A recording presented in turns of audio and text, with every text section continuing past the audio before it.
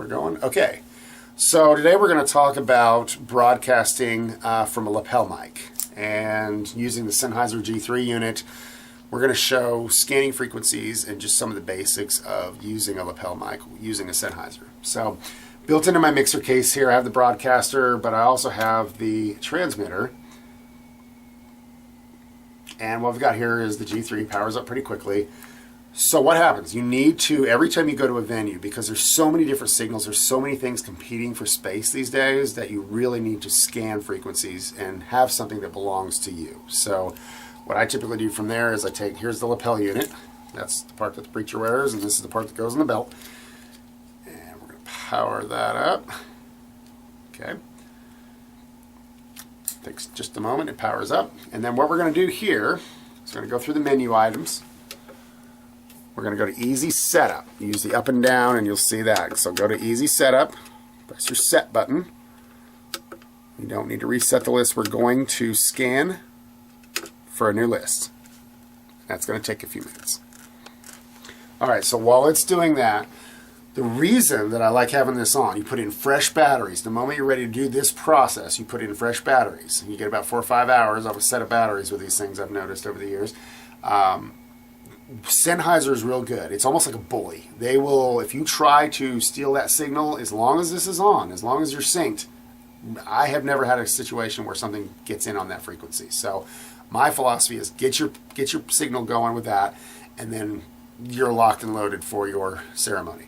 The kind of antenna you use is just dependent on the distance between where the ceremony is and, you know, where your control panel is. Quarter waves, the ones that come with it, are good in most applications. Half waves are very, very powerful and they're awesome. And there's even a shark fin antenna that'll give you crazy distance if you're outside really far away. But I would say quarter or half are going to cover most of your applications. All right, so it's free now. So it says it's going to use bank 3. So we want to use bank 3. And on that, let's say you're using multiple mics. So you want to use the channels. If you look here, you'll see that it's on 530.1. If we scroll through there, there's a whole bunch of different frequencies. There's 12 channels inside of that bank, okay? So you want to put, according to the Sennheiser documentation, you want to put everything in the same channel set. So 3.1, it will store it. You can do this one of two ways. You can either sync it, or if you happen to have an old G2 transmitter, because they are cross-compatible, you can actually use an old G2 mic with the G3 receiver. But what you can do here is you can go through the menu, and same process. So there's your frequency preset, and we were on frequency 3, channel 1, that stores.